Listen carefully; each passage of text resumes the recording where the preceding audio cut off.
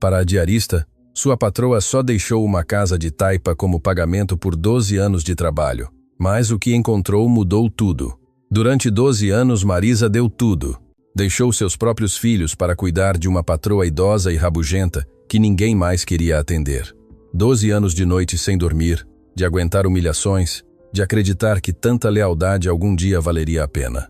Em seu leito de morte, a senhora apertou sua mão e sussurrou: "Não se preocupe, já deixei tudo arranjado. Você vai receber o que merece." Marisa acreditou nessa promessa com todo o coração.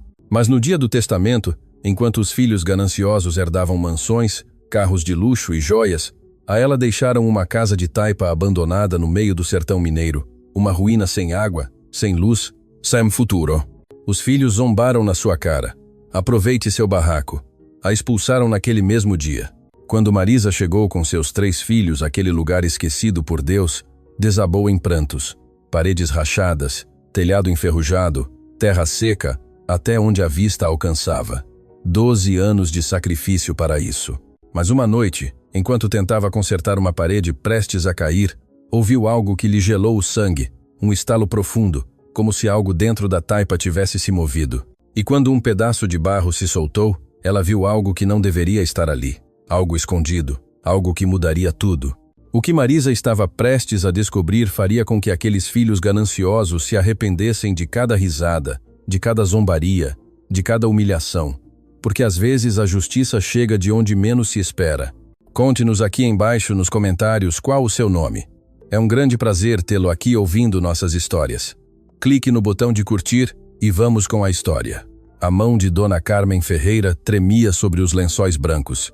Seus dedos, curvados pela artrite e frios como mármore, procuraram os de Marisa com uma urgência que há meses não mostrava. Lá fora, o vento de fevereiro sacudia as janelas do casarão no bairro Funcionários, em Belo Horizonte. Mas dentro daquele quarto mal se ouvia mais que a respiração entrecortada da idosa e o zumbido do aquecedor velho. "Não se preocupe", sussurrou Dona Carmen com voz rouca, apertando a mão de Marisa com uma força surpreendente. "Já deixei tudo arranjado. Você vai receber o que merece por estes anos." Marisa sentiu a garganta apertar. 12 anos. 12 anos cuidando daquela mulher difícil, mal-humorada, que gritava por qualquer coisa e se queixava até da água que lhe servia. 12 anos deixando seus próprios filhos com a vizinha, correndo de volta à meia-noite porque a senhora tinha uma dor ou um capricho. 12 anos de lavar lençóis, preparar caldos especiais, ouvir as mesmas histórias amargas sobre parentes que nunca a visitavam. "Descanse, senhora", murmurou Marisa limpando a testa dela com um pano úmido. "Não fale disso agora." Mas Esperança negou com a cabeça, seus olhos fundos brilhando com algo parecido com determinação. "Escute-me bem. Meus filhos são víboras. Não confie neles. Mas você. Você ficou quando todos se foram." A voz dela falhou. "O advogado tem as instruções. Está tudo em ordem." Naquela mesma noite, Dona Carmen exalou seu último suspiro. Marisa fechou as pálpebras dela com as mãos trêmulas e ficou sentada ao lado da cama até o amanhecer, rezando em voz baixa enquanto as velas se consumiam. Não chorou. Sentia um vazio estranho no peito, como se tivesse perdido alguém que nunca foi sua, mas a quem havia dedicado toda a sua vida adulta. Os filhos chegaram no dia seguinte. Ricardo, o mais velho, com seu terno cinza da cidade e seus óculos escuros, entrou como se fosse dono do mundo. Atrás vinha Juliana, perfumada e vestida de preto, mas sem rastro de lágrimas nos olhos. E por fim, o mais jovem, Marcelo, com a testa franzida e checando seu telefone antes mesmo de cumprimentar alguém. Nenhum perguntou pela mãe. Nenhum se aproximou do corpo. Ricardo foi direto ao escritório e começou a revirar papéis. Juliana percorreu a casa apontando móveis e quadros, como se já estivesse repartindo-os. Marcelo ficou na cozinha preparando café enquanto falava ao telefone sobre liquidar rapidamente os ativos. Marisa manteve-se à parte limpando em silêncio, preparando o velório que ninguém mais parecia interessado em organizar. Sentiu o olhar dos irmãos sobre ela, pesado e desdenhoso, como se fosse um móvel velho que ainda não tinham decidido se jogavam fora ou vendiam. O funeral foi breve. Poucas pessoas compareceram. Dona Carmen havia vivido tanto tempo fechada em sua amargura que quase não lhe restavam amigos. Os filhos permaneceram rígidos em frente ao caixão, mais preocupados em manter as aparências do que em se despedir da mãe. A verdadeira tempestade começou 3 dias depois no escritório do Dr. Elias Guimarães. O escritório cheirava a papel velho e madeira envernizada. O advogado, um homem de uns 60 anos com bigode grisalho e modos formais, mandou todos entrarem e indicou que tomassem assento. Ricardo, Juliana e Marcelo se acomodaram nas cadeiras principais. Marisa Música ficou de pé junto à porta, sem saber bem se deveria estar ali. "Sente-se, senhora Marisa", disse o Dr. Elias com voz neutra, apontando uma cadeira ao fundo. "A senhora também está incluída no testamento." Os 3 irmãos se viraram para olhar. Juliana arqueou uma sobrancelha perfeitamente delineada. Marcelo soltou uma risada curta e desdenhosa. Ricardo simplesmente franziu a testa, como se a presença de Marisa fosse um insulto. O Dr. Elias Guimarães abriu a pasta e começou a ler com voz monótona. Para Ricardo, o casarão em Belo Horizonte avaliado em 3 milhões de reais, mais as contas bancárias principais. Para Juliana, o apartamento de luxo em São Paulo, o SUV Mercedes e a coleção de joias herdadas da avó. Para Marcelo, os investimentos na bolsa e o sítio de recreio em Ouro Preto. Marisa escutava como quem ouve a chuva cair. Não esperava nada, na verdade. Talvez um pouco de dinheiro, o suficiente para pagar um ano de escola para seus filhos. Talvez algum móvel velho que pudesse vender. Algo. O advogado fez uma pausa, virou a página e pigarreou. Para a senhora Marisa Silva, empregada fiel durante 12 anos, Dona Carmen Ferreira de Abreu deixa em propriedade completa o terreno e construção localizados no quilômetro 18 da estrada para o Vale do Rio Doce, com uma extensão de 2 hectares. O silêncio foi absoluto por 3 segundos. Depois Marcelo soltou uma gargalhada que ecoou nas paredes. "Aquele barraco!" exclamou sem conseguir se conter. "A choupana de taipa onde mamãe guardava as coisas velhas dela." Juliana cobriu a boca com a mão, mas não conseguiu esconder o sorriso zombeteiro. Ricardo negou com a cabeça, como se tivesse acabado de confirmar algo que já suspeitava. "Aquilo não vale nem 50 mil reais", disse com desprezo. "Está meio música caindo, não tem água encanada, nem sequer tem escritura limpa." Marisa sentiu o sangue sumir do rosto. O advogado estendeu uma pasta em direção a ela com documentos e uma chave enferrujada. Ela a pegou com as mãos trêmulas, sem entender bem o que acabara de acontecer. "Pode se retirar quando quiser, senhora Marisa", disse o advogado com um olhar que parecia compassivo. "Os trâmites de transferência já estão iniciados. A propriedade é legalmente sua." Do lado de fora do escritório, no corredor, os irmãos a alcançaram. Ricardo caminhou até ficar na frente dela, bloqueando a passagem. Cheirava a colônia cara e a algo mais escuro, algo parecido com rancor. "Escute-me bem", disse ele em voz baixa, mas ameaçadora. "Não sei o que você colocou na cabeça da minha mãe, mas não pense que vai conseguir mais nada. Aquele terreno é lixo. Se tentar reivindicar algo desta herança, vamos destruí-la nos tribunais." Juliana se aproximou olhando-a de cima a baixo como se fosse um inseto. "Agradeça por terem te dado algo e vá embora. Você tem até amanhã para tirar suas coisas da casa e não ouse levar nada que não seja seu." Marcelo riu novamente. Aquela risada cruel que Marisa tinha ouvido a semana toda. "Aproveite sua casa de taipa, Marisa. Espero que dê para você viver, porque trabalhar aqui, você não vai mais trabalhar." Naquela noite, Marisa empacotou seus poucos pertences em 2 malas velhas. Seus filhos Daniela, de 11 anos, Mateus, de 9, e o pequeno Juliano, de 6, a olhavam da porta do quarto de serviço onde tinham vivido todos aqueles anos. "Vamos embora, mãe?" perguntou Daniela com voz pequena. "Sim, meu amor. Vamos embora." "Para onde?" Marisa engoliu em seco, sentindo o peso das chaves no bolso. Não tinha resposta. Só tinha um terreno que nem sequer conhecia. Em um lugar que os filhos de sua patroa descreviam como um lixão. Para o nosso novo lar, mentiu tentando sorrir. Mas naquela noite, enquanto seus filhos dormiam, Marisa sentou-se na beira da cama e desabou em choro silencioso. 12 anos. 12 anos de lealdade, de sacrifício, de ficar acordada noites inteiras cuidando de alguém que nem sequer a quis.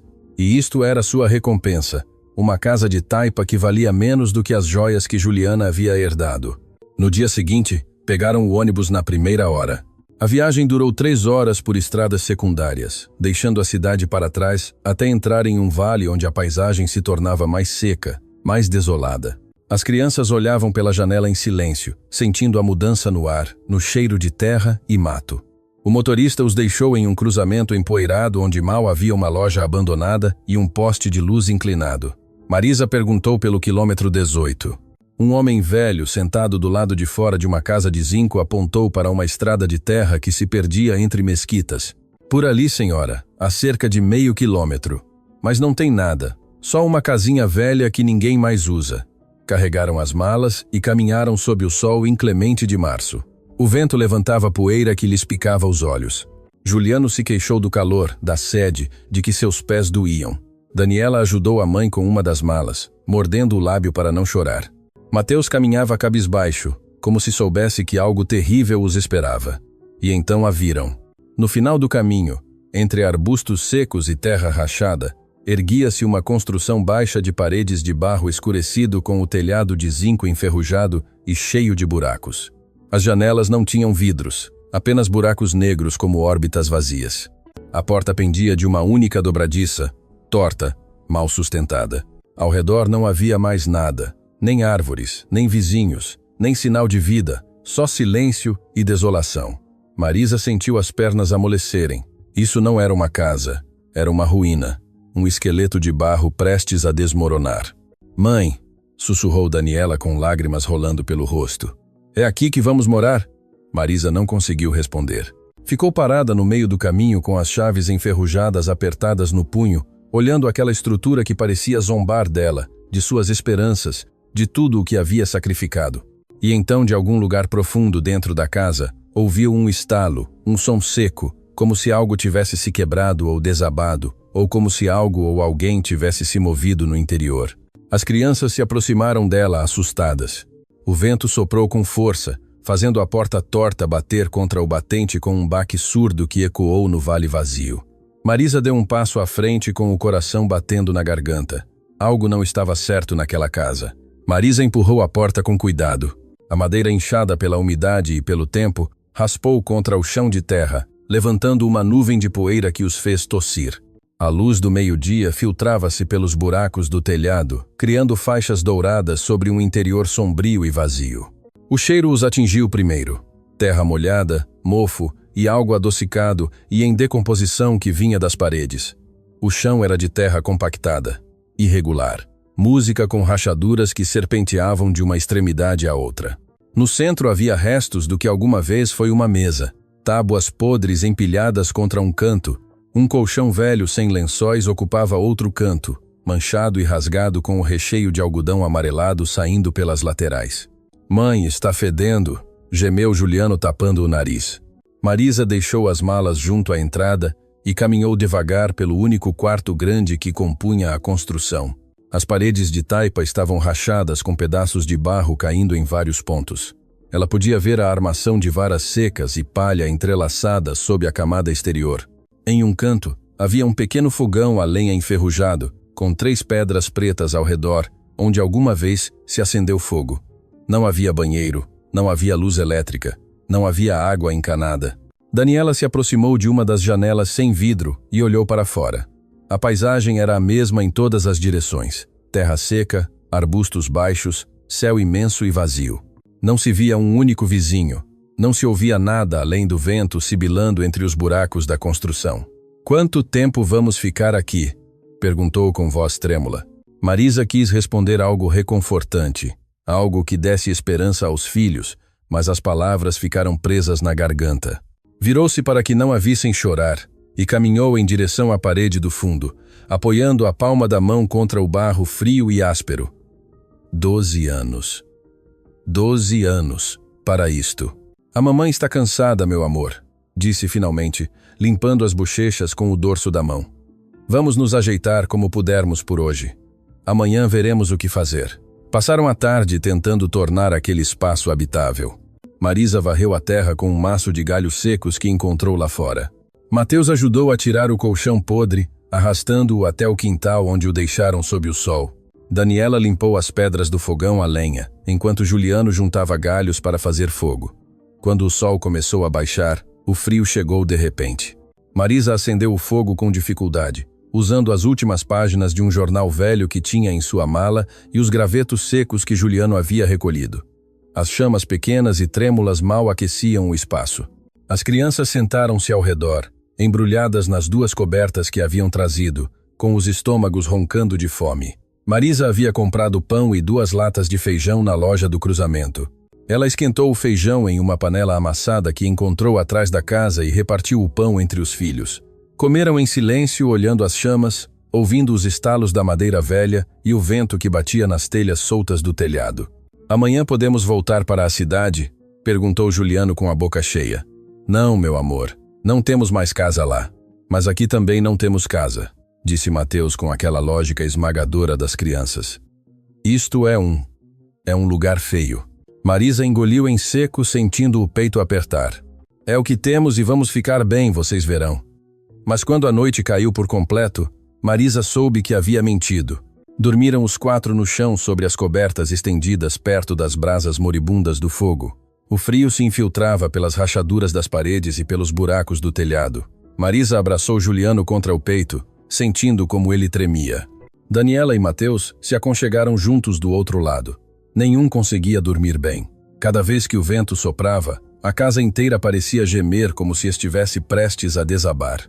Marisa olhou para o telhado escuro, onde as estrelas espreitavam pelos buracos do zinco.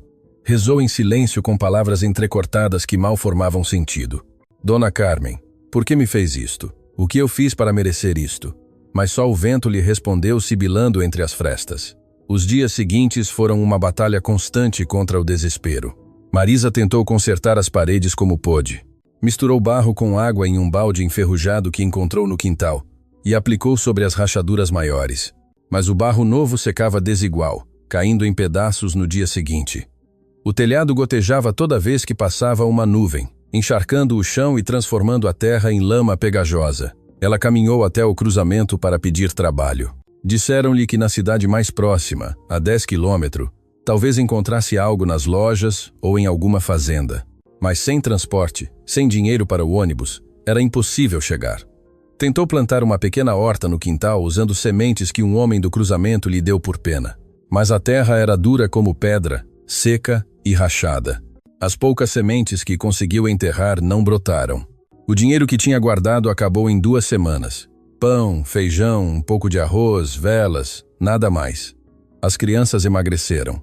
Daniela parou de perguntar quando voltariam para a escola. Mateus ficou calado, distante. Juliano chorava todas as noites. Uma tarde, enquanto Marisa estava sentada no quintal olhando o horizonte vazio, uma caminhonete velha parou em frente à propriedade. Um homem de uns 50 anos com chapéu de palha e camisa xadrez desceu e se aproximou caminhando devagar. "Boa tarde, senhora", disse tirando o chapéu. "Desculpe o incômodo. Meu nome é Seu Jorge. Tenho uma fazenda a 5 quilômetros daqui." Marisa se levantou limpando as mãos no avental sujo. "Boa tarde." O homem olhou para a casa com expressão desconfortável, como se não soubesse bem como dizer o que vinha dizer. "Olha, senhora, eu conheci a antiga dona desta propriedade, Dona Carmen, há muitos anos. Vim porque queria ver se a senhora estaria interessada em vender este terreno." Marisa sentiu um lampejo de esperança. Vender. Claro, podia vender aquilo, conseguir algum dinheiro, ir para outro lugar, recomeçar. "Quanto oferece?" perguntou com voz trêmula. Seu Jorge coçou a nuca desconfortável. "A terra aqui não vale muito, senhora. Não tem água por perto. Não dá para plantar direito. A casa está quase perdida." Fez uma pausa. "Posso lhe oferecer 20 mil reais." Marisa sentiu a alma cair aos pés. 20 mil reais não era nada. Mal daria para alugar um quarto na cidade por alguns meses. E depois o quê? Voltaria a estar na rua sem trabalho, sem referências, com 3 filhos para alimentar. "Deixe-me pensar", murmurou. Seu Jorge assentiu. Deixou um papel com um número de telefone e foi embora. Marisa voltou a entrar na casa. As crianças estavam sentadas no chão brincando com pedras que haviam pintado com cinza do fogo. Pareciam sujas, cansadas, tristes. Já não pareciam crianças, pareciam sombras. Naquela noite, depois de deitá-los, Marisa ficou acordada olhando as paredes de taipa. As odiava. Odiava cada rachadura, cada pedaço que caía, cada gota que filtrava do telhado. Odiava Dona Carmen por ter lhe dado aquela miséria como pagamento, Odiava os filhos por tê-la humilhado, odiava a si mesma por ter confiado, por ter acreditado que a lealdade significava algo. Levantou-se e caminhou até a parede do fundo, onde o barro estava mais rachado. Apoiou a testa contra ela, sentindo a frieza áspera contra sua pele. "O que eu fiz de errado?" sussurrou. "O que eu fiz de errado para terminar assim?" E então, justo naquele momento, a parede estalou. Não foi um estalo normal, de madeira velha ou de casa assentando. Foi um som profundo, como se algo dentro da parede tivesse se movido. Marisa deu um passo para trás com o coração batendo rápido. Olhou a rachadura na frente dela. Era maior do que se lembrava e parecia diferente, como se estivesse oca por trás. Estendeu a mão com cuidado e tocou a borda da rachadura. Um pedaço de barro se soltou caindo no chão com um baque seco. Atrás do barro exterior, em vez das varas entrelaçadas que esperava ver, havia um buraco escuro. Marisa sentiu um arrepio percorrer-lhe as costas. Ajoelhou-se aproximando a vela que havia deixado no chão. A luz trêmula iluminou o interior da parede, e ali, na escuridão, brilhou algo metálico. Marisa aproximou mais a vela com a mão tremendo, tanto que a chama dançava projetando sombras erráticas nas paredes. O buraco na taipa era mais profundo do que parecia, e ali, encaixado entre as varas secas e o barro endurecido, havia algo rectangular, escuro, coberto de poeira e teias de aranha. Ela enfiou os dedos com cuidado, sentindo o metal frio e enferrujado. Puxou devagar, mas o que quer que estivesse ali dentro estava bem preso. Teve que arrancar mais pedaços de barro, alargando a rachadura até que pudesse enfiar a mão completa. O objeto cedeu com um rangido seco. Marisa o tirou segurando-o contra o peito enquanto se sentava no chão de terra. Era um caixote de metal do tamanho de uma caixa de sapatos, completamente enferrujado nos cantos, com uma fechadura antiga sem chave. Pesava muito mais do que esperava. O coração lhe batia tão forte que sentia o pulso nas têmporas. Olhou para onde seus filhos dormiam, aninhados sob as cobertas. Continuavam imóveis, perdidos no sono profundo do esgotamento. Marisa levou a caixa até o fogão a lenha, onde as brasas do fogo ainda davam alguma luz. Deixou-a sobre uma pedra e procurou entre suas coisas até encontrar uma faca velha. Enfiou a ponta na fechadura enferrujada e empurrou com força. A fechadura era antiga, fraca. Na terceira tentativa quebrou-se com um estalido metálico, abriu a tampa devagar e ficou sem ar. Dentro havia notas, muitas notas. Algumas amareladas e velhas de denominações que já não se usavam, mas também havia notas mais novas, enroladas e atadas com elásticos que haviam se tornado quebradiços. Debaixo das notas, embrulhadas em um pano escuro, havia joias, anéis de ouro, um colar com pedras que brilhavam à luz do fogo, brincos com incrustações que pareciam antigas e no fundo da caixa, dobrada várias vezes, havia uma folha de papel grosso, amarelada.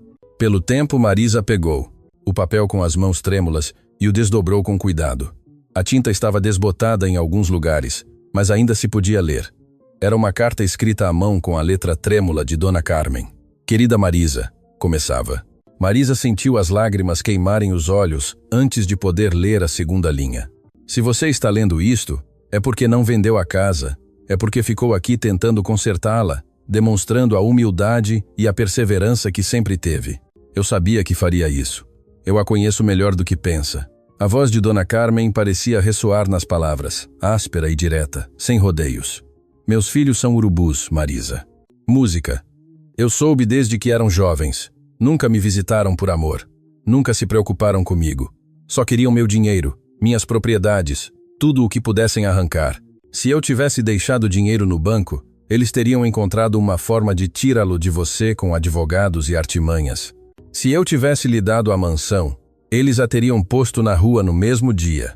Marisa lia com as lágrimas rolando pelo rosto, embaçando as palavras. "Esta casa de taipa foi onde eu nasci, Marisa. Aqui morou minha mãe e minha avó antes dela. Éramos uma família humilde de agricultores que trabalhavam a terra quando ainda havia água neste vale. Quando me casei e fui para a cidade, guardei esta casa como um segredo. Nunca a vendi, nunca contei aos meus filhos. Este lugar era meu refúgio, o único pedaço da minha vida que eles não podiam tocar." A carta continuava com letra mais trêmula, como se Dona Carmen tivesse estado muito doente quando a escreveu.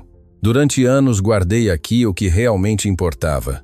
Não é só esta caixa, Marisa, há mais. Muito mais. O ouro que herdei da minha família, as joias que nunca usei, o dinheiro que fui economizando sem que meus filhos soubessem. Está tudo nestas paredes, escondido na taipa, longe dos olhos gananciosos deles. O valor do que está aqui é 10 vezes o que vale a mansão de Belo Horizonte, talvez mais. Marisa parou de respirar. Olhou as paredes ao redor, as rachaduras, os pedaços de barro que caíam. Quanto mais havia escondido ali. Tudo é seu, Marisa. Cada centavo, cada joia, cada grama de ouro. Você merece. Cuidou de mim quando ninguém mais o fez. Me deu companhia quando o mundo me havia esquecido. Deixou seus filhos para atender meus caprichos de velha amargurada. Esta é minha forma de pagar-lhe e de assegurar que meus filhos não fiquem com nada mais do que o necessário.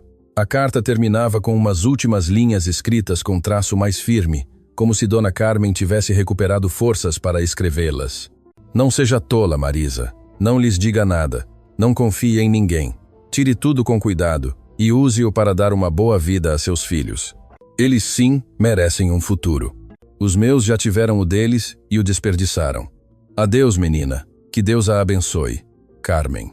Marisa dobrou a carta e a apertou contra o peito, soluçando em silêncio. Não eram lágrimas de tristeza, eram lágrimas de alívio, de gratidão, de algo parecido com redenção. Dona Carmen não a havia traído. Pelo contrário. Havia lhe dado a única coisa que seus filhos não poderiam roubar, um segredo. Mas o alívio durou pouco. Marisa olhou para o caixote de metal, depois para as paredes rachadas, e sentiu que o peso da situação caía sobre ela como uma laje.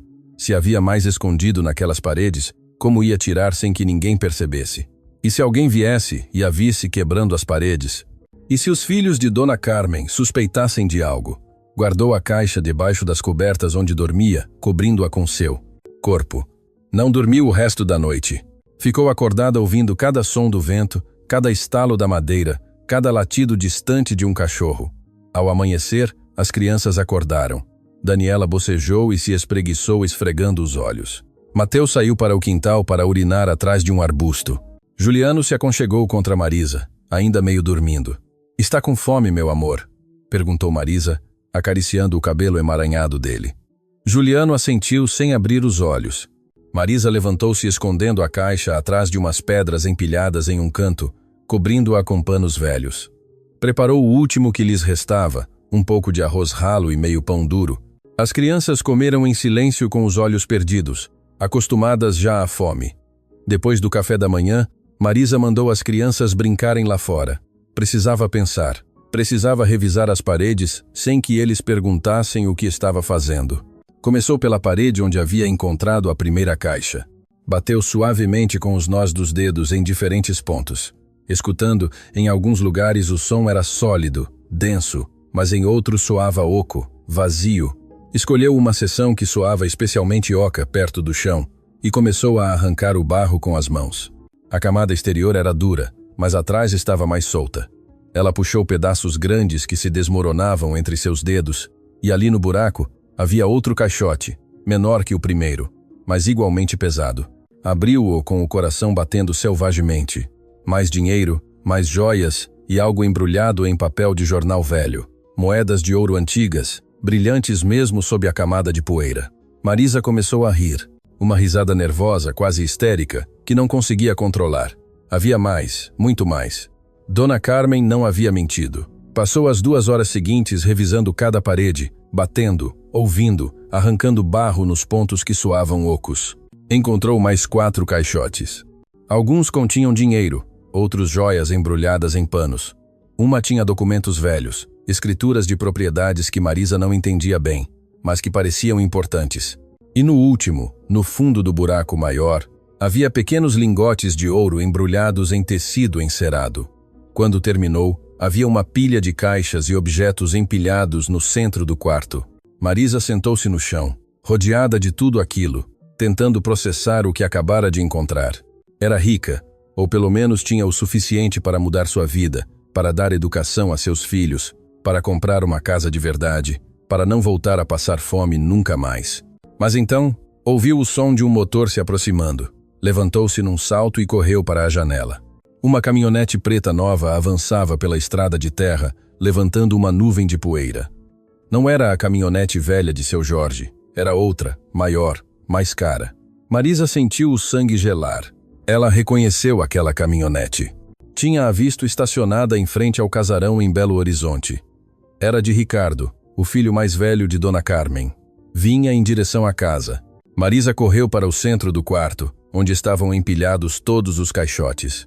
Suas mãos tremiam tanto que quase não conseguia agarrá-los. Pegou o primeiro, depois o segundo, procurando desesperada um lugar para escondê-los. O armário do fogão a lenha estava quebrado. Debaixo do colchão era muito óbvio. O motor da caminhonete se aproximava mais, rugindo pelo caminho irregular. "Crianças!" gritou em direção à porta. "Entrem rápido!" Daniela, Mateus e Juliano entraram correndo com os olhos arregalados pelo tom urgente da mãe. Marisa já estava ajoelhada junto à parede do fundo, empurrando os caixotes para dentro dos buracos que havia aberto, cobrindo-os outra vez com pedaços de barro solto, com panos, com o que encontrava à mão. Seus dedos sangravam de tanto raspar a taipa. "Mãe, o que está acontecendo?" perguntou Daniela assustada. "Nada, meu amor, me ajudem rápido. Peguem esses panos e cubram-nos." As crianças obedeceram sem entender, empilhando os panos velhos sobre os montes de barro fresco que Marisa havia amontoado para tapar os buracos. Ficou mal feito.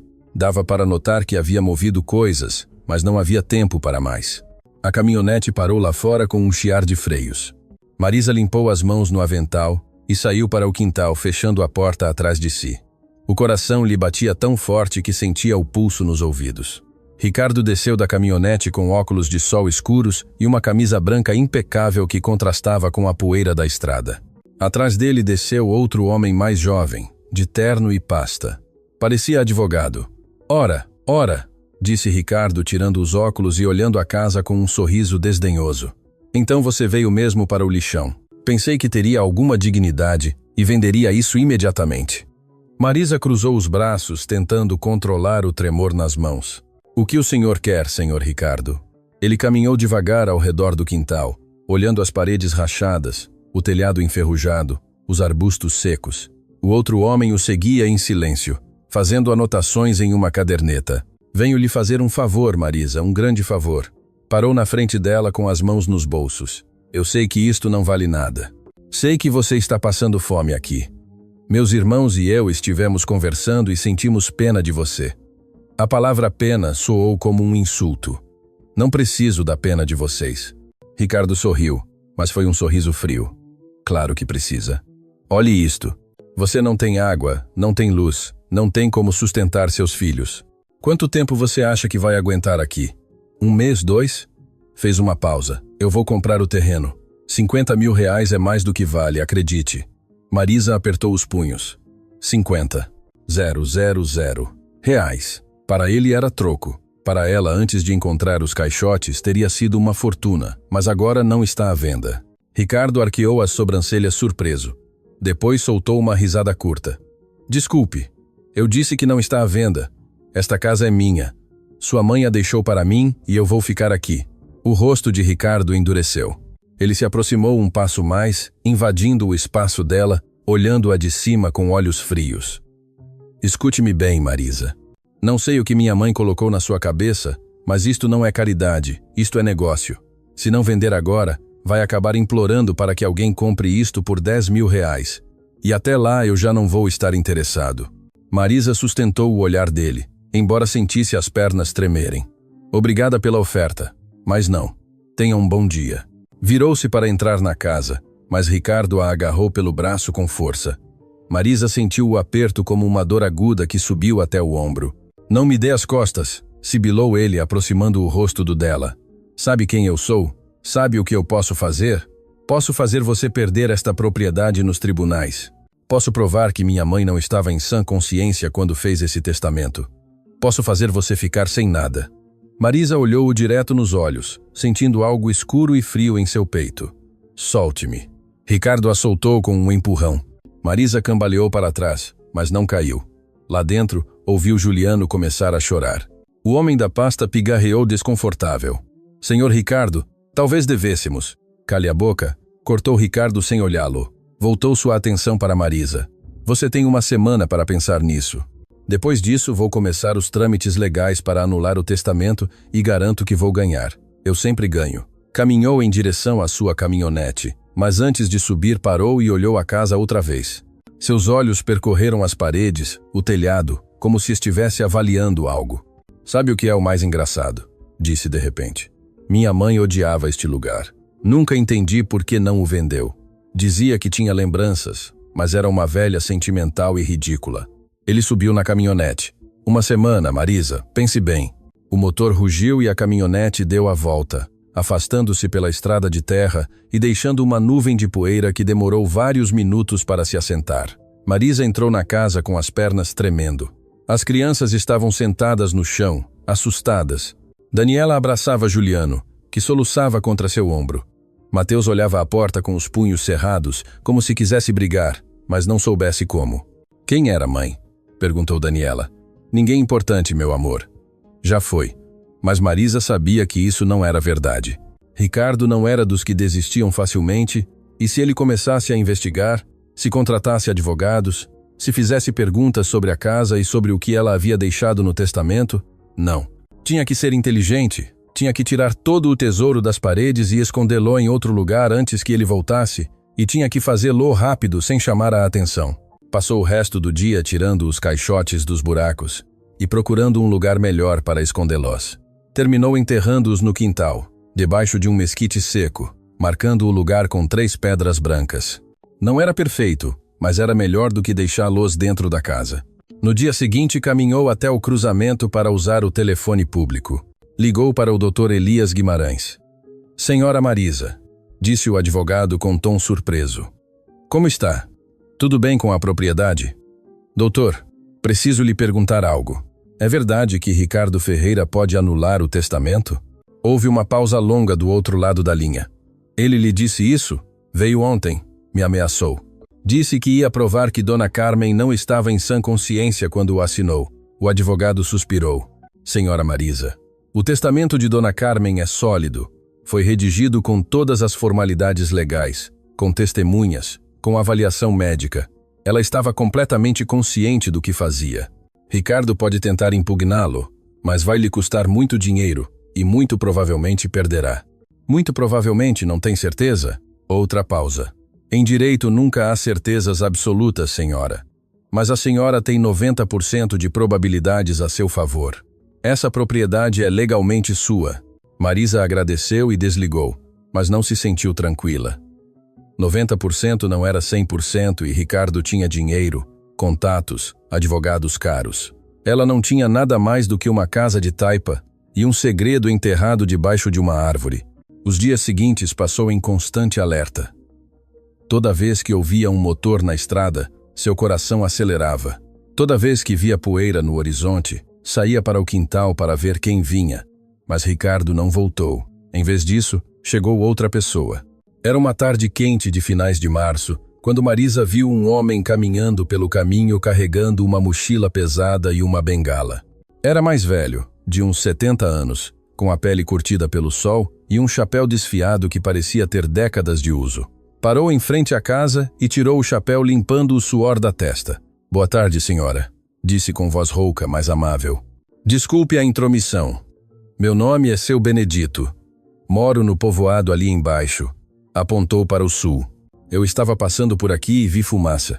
Faz anos que ninguém mora nesta casa. A senhora é nova por aqui? Marisa assentiu desconfiada. Sim, a casa é minha agora. Seu Benedito olhou as paredes, o telhado e assentiu devagar.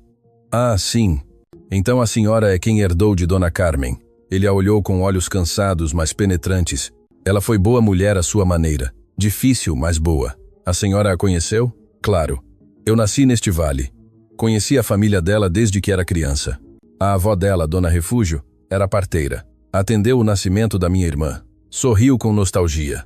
Esta casa tem história, senhora. Muita história. Marisa sentiu um arrepio. O velho continuava olhando as paredes como se pudesse ver através delas. Sabe, continuou Seu Benedito ajustando a mochila. Houve uma época em que esta casa era das mais ricas do vale. A família de Dona Carmen trabalhava com ouro. Havia uma pequena jazida nas serras, nada grande, mas suficiente para viver bem. Fez uma pausa. Quando a água secou e a jazida acabou, todos foram embora. Mas dizem que a família nunca vendeu o ouro que juntou, que o guardaram para tempos difíceis. Marisa sentiu a boca secar. Guardaram o ouro. Seu Benedito a olhou com um sorriso estranho. É o que dizem, mas são só histórias de velhos, não é? Pôs o chapéu novamente. Enfim, só vim me apresentar. Se precisar de algo, água ou ajuda com os concertos, me avise. Não gosto de ver uma família passando necessidade. Deu meia volta e começou a se afastar. Marisa o chamou. Seu Benedito, espere. Mais alguém sabe dessas histórias do ouro? O velho parou sem se virar. Todo o povoado as conhece, senhora. São lendas antigas. Ninguém lhes dá atenção. Virou-se para olhar por cima do ombro. Mas se eu fosse a senhora, teria cuidado com quem conta. Há gente que mata por menos que isso. E foi embora deixando Marisa parada no meio do quintal, com o vento levantando poeira ao seu redor. Naquela noite, Marisa não conseguiu dormir. As palavras de seu Benedito giravam em sua cabeça. Todo o povoado as conhece. Se Ricardo descobrisse essas histórias, se começasse a fazer perguntas, se suspeitasse que havia algo valioso na casa, levantou-se em silêncio e saiu para o quintal. Caminhou até o mesquite, onde havia enterrado os caixotes, e ajoelhou-se tocando a terra revolvida. Precisava de um plano. Precisava tirar o tesouro dali. Música, vendê-lo pouco a pouco em outro lugar sem chamar a atenção. Mas então ouviu algo. Um barulho na estrada. Motores, mais de um. Aproximando-se rápido, Marisa se levantou com o coração disparado. Não eram luzes de faróis. Eram faróis apagados. Veículos avançando na escuridão e se dirigiam direto para a casa. Marisa correu para dentro da casa. A poeira que os veículos levantavam já era visível na escuridão, como uma nuvem fantasmagórica que avançava pela estrada de terra. Não havia tempo para pensar, só para agir. Crianças, gritou ao entrar, acordem agora. Daniela se levantou de imediato com os olhos esbugalhados.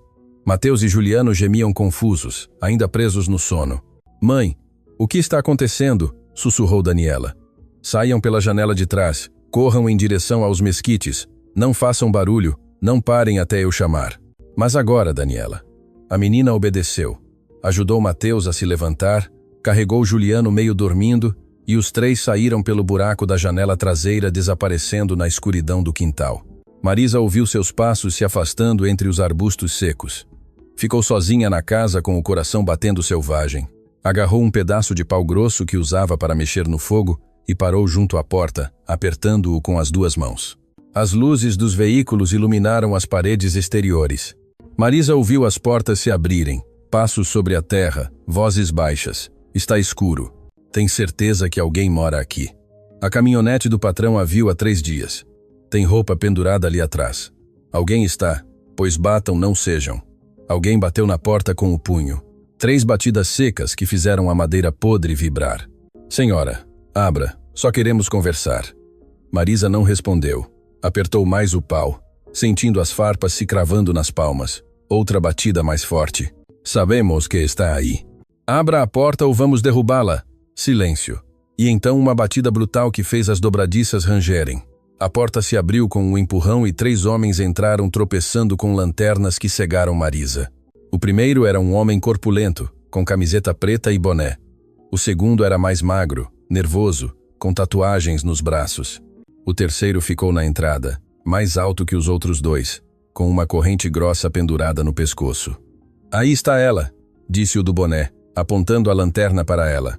Sozinha. Onde estão as crianças? Fora daqui, respondeu Marisa com voz firme, embora tremesse por dentro. O que querem?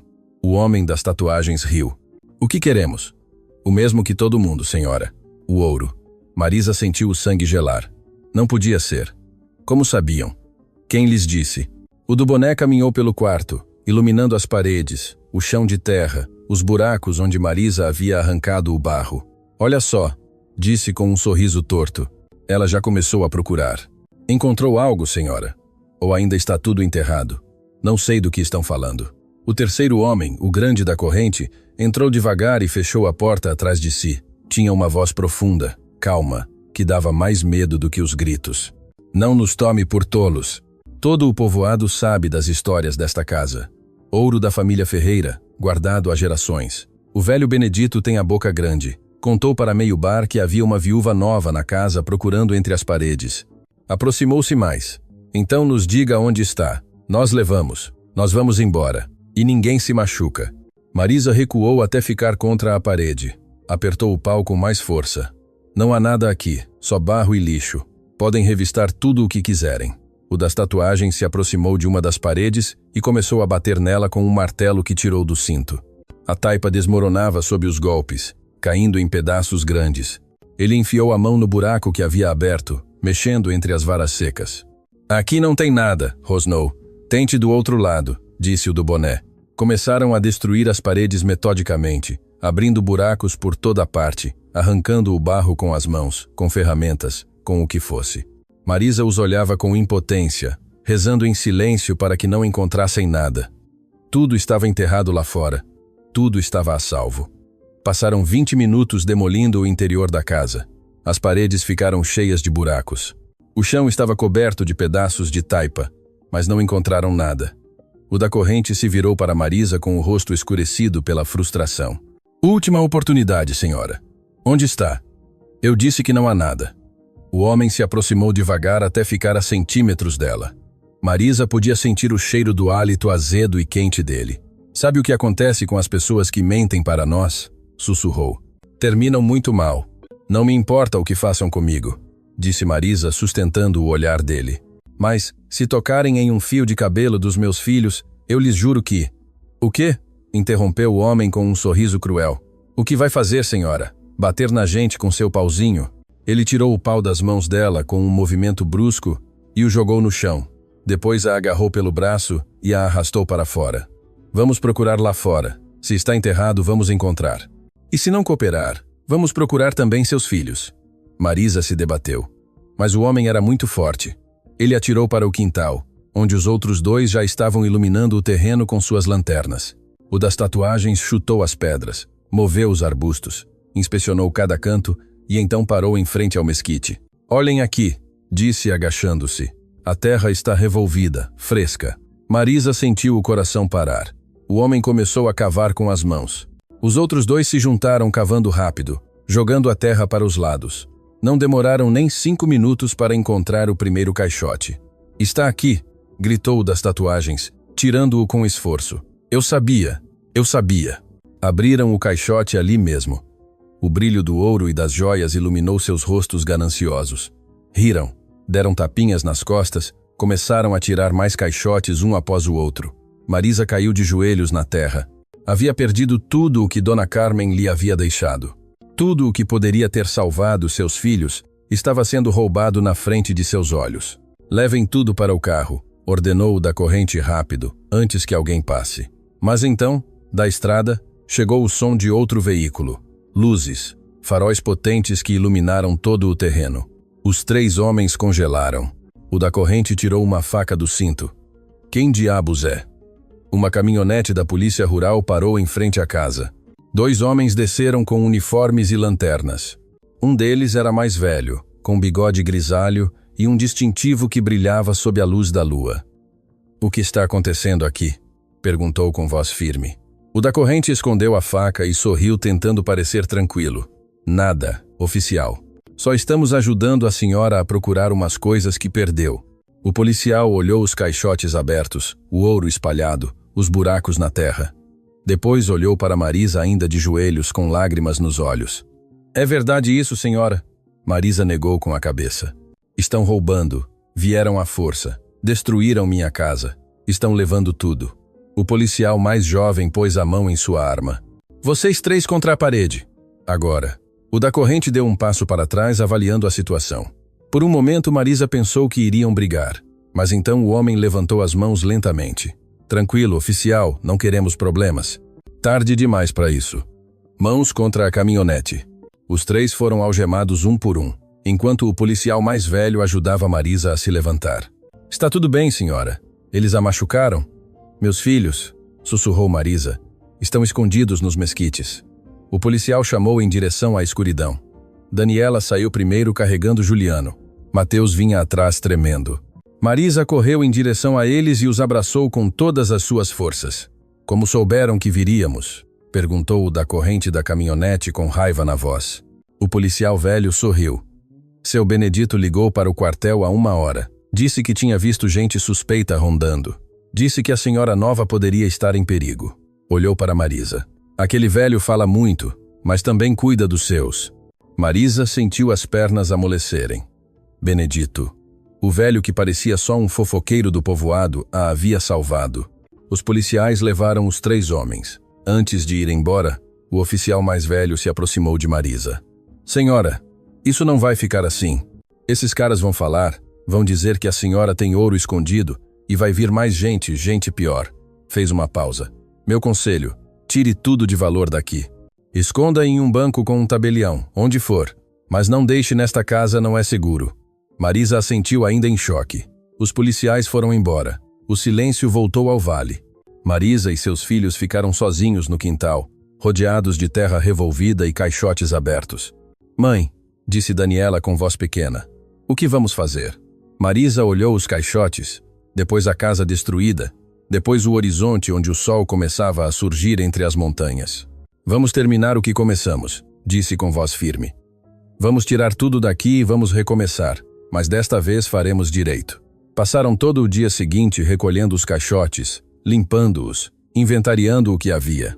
Marisa contou 6 caixotes no total, mais os lingotes de ouro e as joias soltas. Não sabia exatamente quanto valia tudo, mas era mais dinheiro do que havia visto em toda a sua vida. Ao entardecer, enquanto as crianças dormiam esgotadas, Marisa sentou-se no quintal com os caixotes na frente dela. Precisava de um plano. Precisava proteger seus filhos. Precisava. O som de um motor atirou de seus pensamentos. Outra caminhonete. Desta vez, sim, reconheceu o rugido do motor. Era Ricardo. Vinha de novo, e desta vez, não vinha sozinho. Ricardo desceu da caminhonete seguido por 2 homens de terno. Um carregava uma pasta grossa, o outro tinha uma câmera profissional pendurada no pescoço. Vinham preparados. Marisa se levantou, colocando-se entre eles e a casa. As crianças continuavam dormindo lá dentro. Os caixotes estavam empilhados junto à parede traseira, cobertos com lonas velhas. Marisa, disse Ricardo com um sorriso falso. Que surpresa encontrá-la ainda aqui. Pensei que já teria fugido depois do incidente de ontem à noite. Então ele já sabia, é claro que sabia. Provavelmente tinha contatos na polícia, gente que lhe passava a informação.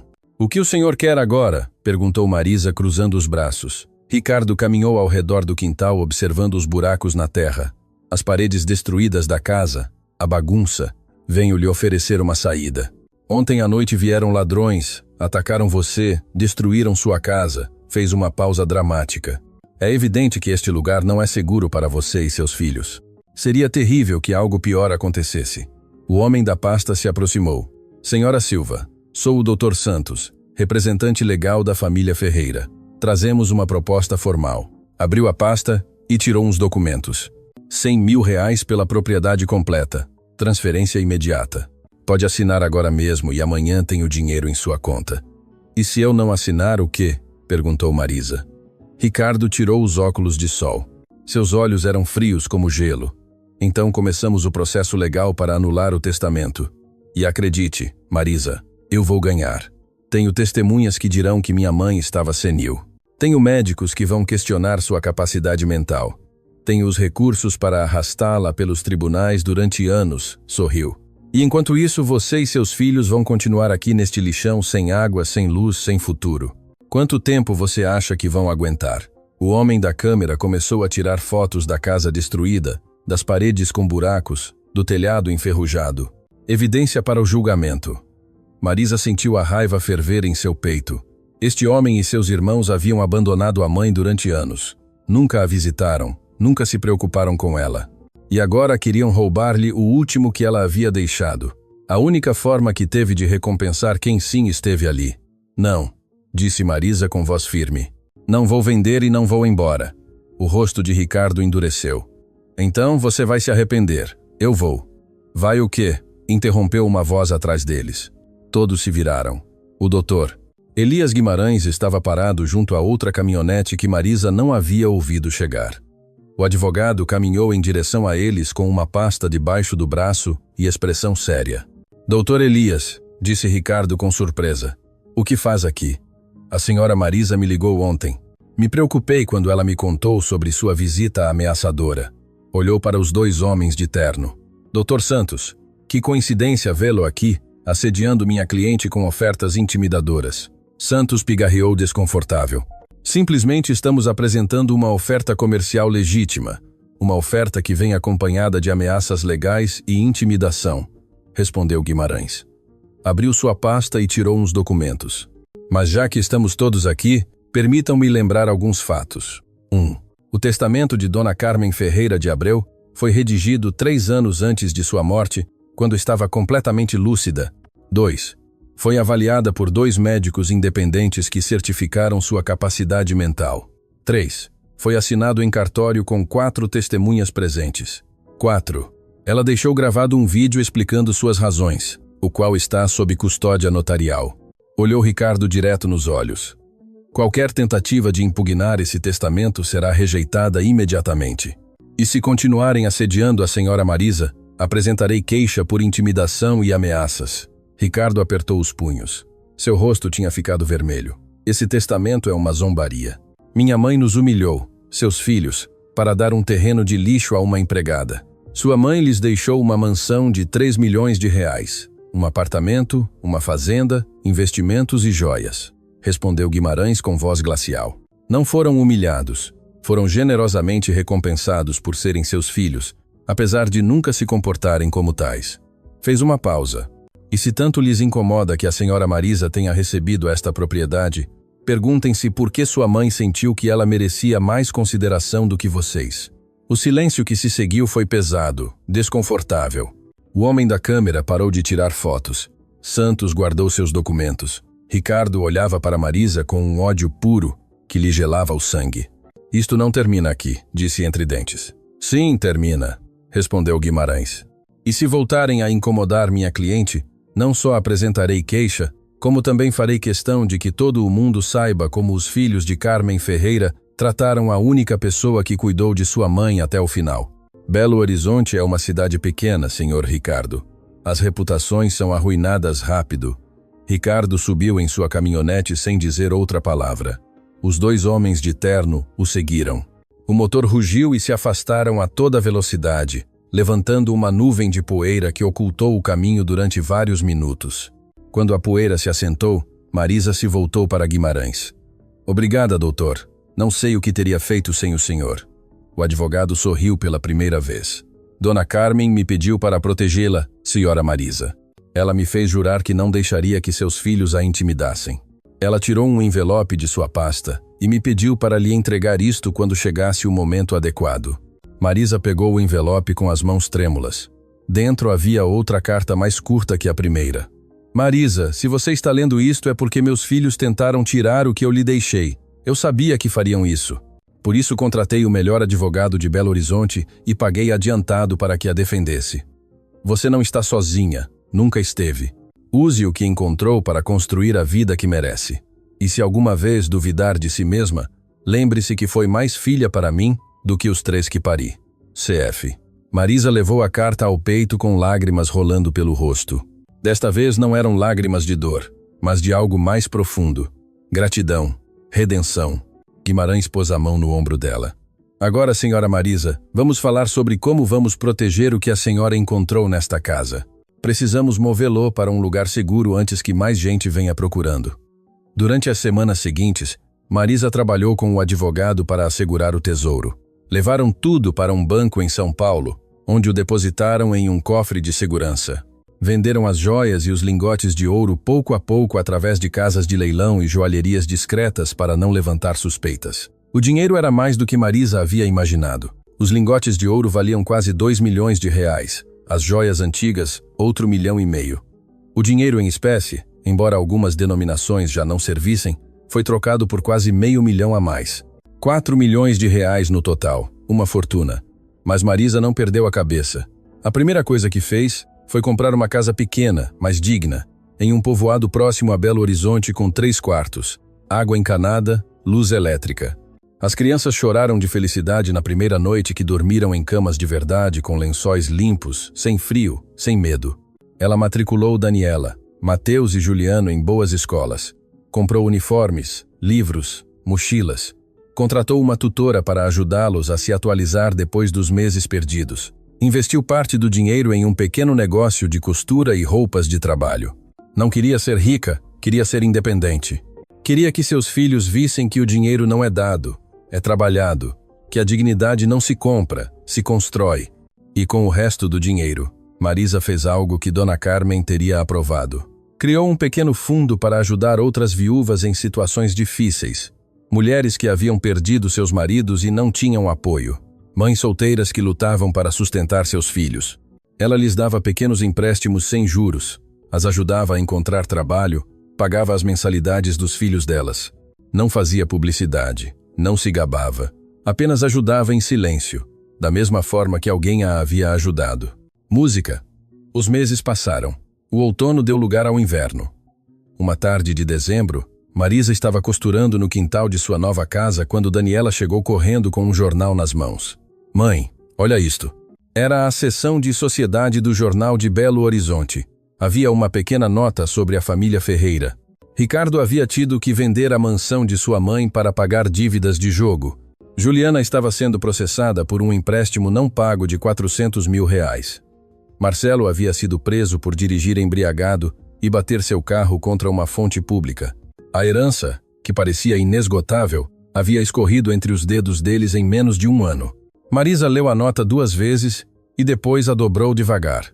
Não sentiu alegria, não sentiu vingança, apenas sentiu uma tristeza distante por 3 pessoas que nunca aprenderam o que realmente valia a pena.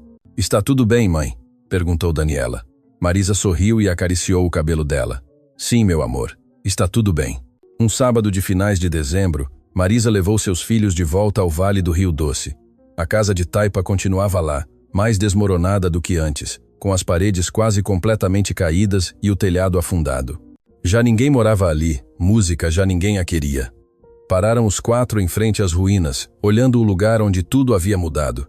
"Por que voltamos aqui, mãe?" perguntou Mateus. Marisa se agachou e pegou um pedaço de barro do chão. Segurou-o na mão, sentindo o peso, a textura áspera, porque eu queria que vissem de onde viemos. Queria que se lembrassem que houve um tempo em que não tínhamos nada. E queria que soubessem que quando tiverem algo na vida, nunca se esqueçam de agradecer e compartilhar. Juliano apontou para o mesquite seco onde haviam enterrado os caixotes. Ali estava o tesouro. "Sim, meu amor, ali estava. E já não há mais." Marisa o carregou e o abraçou contra o peito. "O verdadeiro tesouro nunca esteve nos caixotes, Juliano. Esteve em que alguém confiou em mim, em que alguém acreditou que eu merecia algo melhor e agora nós vamos fazer o mesmo por outras pessoas." Daniela se aproximou e abraçou a mãe. Mateus se juntou. Os 4 ficaram ali abraçados enquanto o vento de dezembro soprava suave sobre o vale deserto.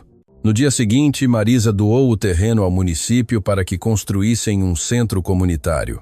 Um lugar onde as famílias do vale pudessem se reunir, onde as crianças pudessem brincar, onde ninguém tivesse que se sentir abandonado. Não colocou seu nome. Colocou o nome de Dona Carmen Ferreira de Abreu, para que as pessoas se lembrassem que mesmo as pessoas difíceis, amargas e complicadas às vezes, guardam bondade no coração, e que às vezes a redenção chega tarde, mas chega.